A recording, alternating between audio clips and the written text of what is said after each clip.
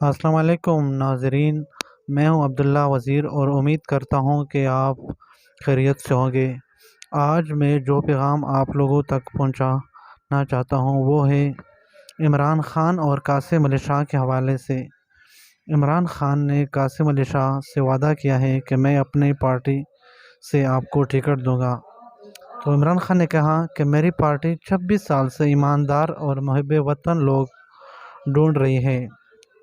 بدقسمتی سے جو ایماندار ہوتے ہیں وہ نہ ڈر نہیں ہوتے۔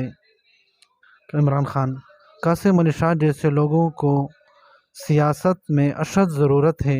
عمران خان: جب معاشرے میں ظلم ہو رہا ہو تو خود غرض اور بزدل کے علاوہ ہر شخص اس ظلم کے خلاف اٹھ کھڑا ہوتا ہے۔